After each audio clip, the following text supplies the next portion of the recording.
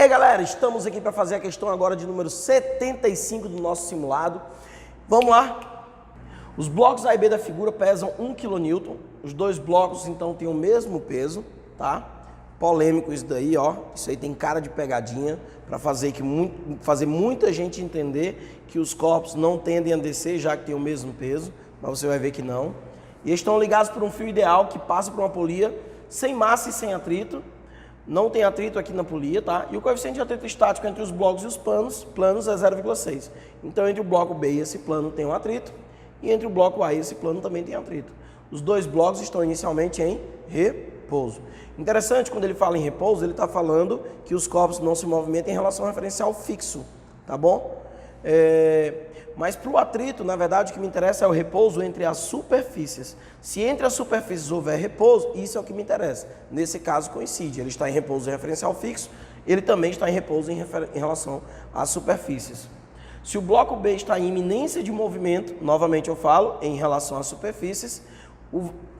Bom, chamar atenção para isso. Por que eu estou falando de movimento em relação ao referencial fixo e movimento em relação à superfície? Porque tem casos que você tem movimento em relação ao referencial fixo, mas não tem movimento em relação à superfície.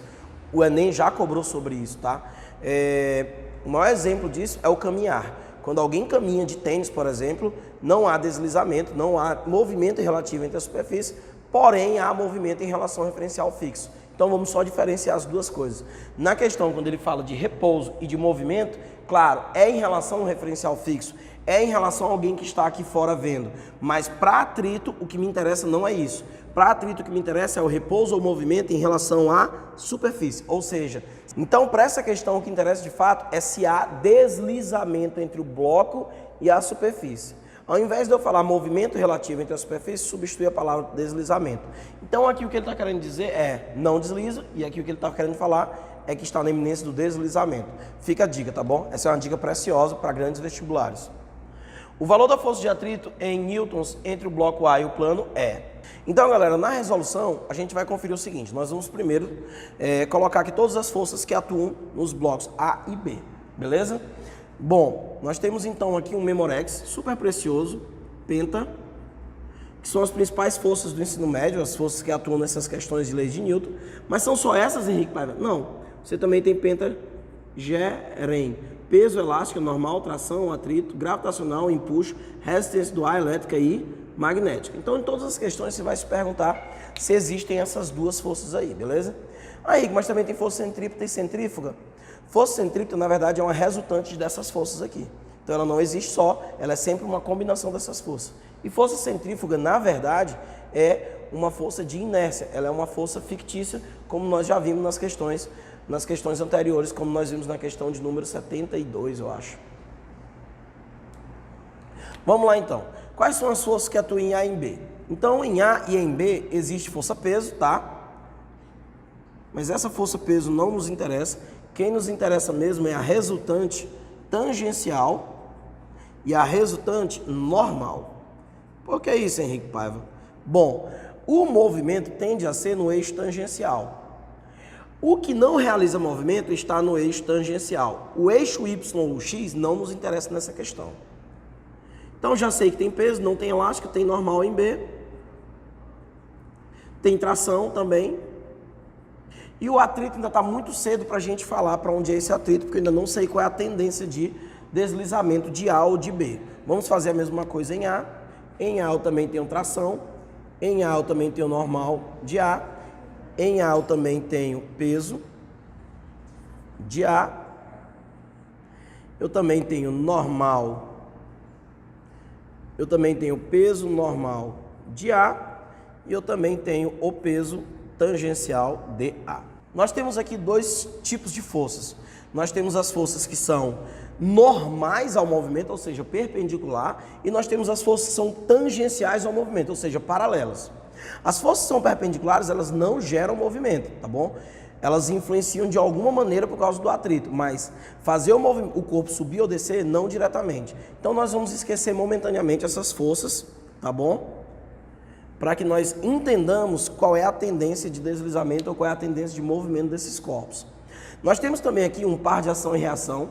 São forças internas. Essas forças internas, elas geram movimento parcial em A e em B, elas influenciam no movimento parcial de A ou de B, mas no sistema, no conjunto, elas também não influenciam. Então sobrou qual força aqui pra gente? Já não tem mais peso de B, já não tem mais peso de A, peso normal de B e normal de B não geram movimento, tá bom? Peso normal de A e normal de A também não geram movimento no sistema, sobraram apenas essas duas. Essas duas forças, de fato, estão ali numa rivalidade para ver se o movimento é no sentido horário ou para ver se o movimento é no sentido anti-horário. Nós vamos ter que calcular aí as duas forças para saber qual é a maior. Aquela força maior, de fato, vai estar provocando uma tendência de deslizamento, uma tendência de movimento em relação ao referencial fixo. Então nós vamos ter que calcular, só um lembrete. Peso tangente é peso seno de θ. E peso normal é peso cosseno de θ. Então nós vamos ter que calcular essa força aqui, peso de B vezes o seno do ângulo. O ângulo aqui é 60. E no caso de A, eu vou calcular o peso de A vezes o seno de 30.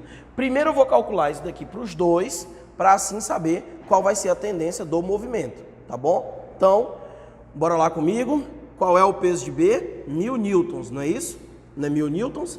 Vezes o seno de 60, que na questão, provavelmente ele deve ter mandado usar 0,87. Confirma comigo aí, estagiário. Volta aí a página inicial. Ok, então ele mandou usar 0,87, então nós vamos ter o quê? 870, esse peso aqui. Então esse peso ficou 870 newtons. Já essa outra força aqui vai ficar 1000 newtons também, vezes o seno de 30, que é 0,5. Então essa força aqui ficou o quê? 500. Então eu vou ter aqui, ó, deixa eu escrever aqui super imprensado. Então eu tenho 870 com 500, já sabemos então qual é a tendência de deslizamento. B tende a descer e o A tende a subir. Portanto, nós já sabemos para onde é o atrito. O atrito estático, ele tem sempre que há uma tendência de deslizamento, tá bom? Não basta não ter deslizamento, tem que ter tendência de deslizar.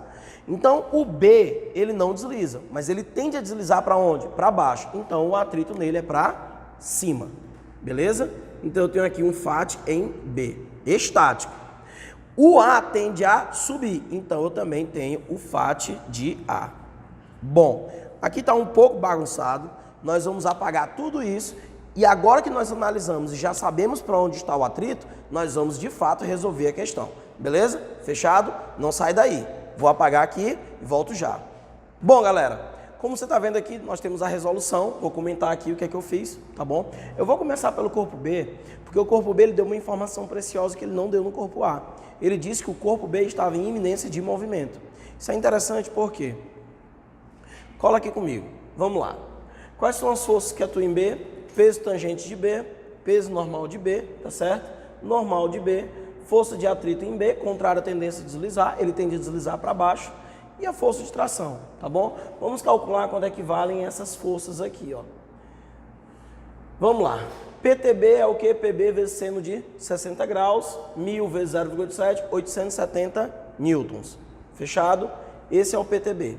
PNB é PB vezes cosseno de 60, PNB 1000 vezes 0,5, PNB igual a 500. Eu vou precisar desse PNB aqui, tá bom? Por quê? Porque o PNB numericamente é igual a NB, normal de B, tá bom? Por que eu vou precisar disso daqui? Para calcular a força de atrito. Então eu só calculei essa força para saber essa força, para calcular essa força. Então vem aqui comigo agora. Eu tenho aqui, ó, FAT de B igual a μ estático vezes normal. O μ estático é 0,6 e a normal deu 500, então a força de atrito estático deu 500. Agora preste atenção para um detalhe. 300. Deu 300. Falei aí, estagiário. Agora preste atenção para esse comentário aqui que eu vou fazer para vocês. Não é sempre que essa fórmula pode ser usada. Não é sempre que a força de atrito estática é μ estático vezes normal. Ela sempre é igual à força que solicita o deslizamento, mas ela só é igual a μ estático vezes normal se ele usar uma expressão que leve ao termo crítico da situação estável. Quando um corpo não está deslizando, mas já está no seu limite, eu posso usar sim essa fórmula. E ele usou a palavra iminência. Ele poderia ter usado também limiar, ele também poderia ter colocado como maior massa possível, menor massa possível. Ele poderia ter usado expressões máximo ou mínimo, é muito comum isso. Num carro em curva, ele perguntar qual a velocidade máxima do carro. No rotor, na questão do rotor, ele pergunta qual a velocidade mínima que o rotor deve estar executando. Então, todas as vezes que a questão leva a um extremo, significa que a força de atrito chegou ao seu maior valor possível, que é μ estático vezes normal. Então, apenas para o corpo B, eu vou poder dizer que o atrito é estático. O atrito estático é μ estático vezes normal. Para o corpo A, eu não vou poder dizer isso. Então, aí que nós vamos agora ter que calcular a força de atrito em A, sem ser por essa fórmula. Tá bom? Já encerramos a análise do corpo B, já sabemos quanto valem todas as forças que atuam nele, já sabemos que aqui vale 870, já sabemos que aqui vale 500 e aqui vale 500 também, já sabemos que essa força aqui vale 300 e essa aqui 870, portanto isso daqui é 570. Tração no fio vale 570. Vamos agora para o corpo A. Vem comigo, estagiário.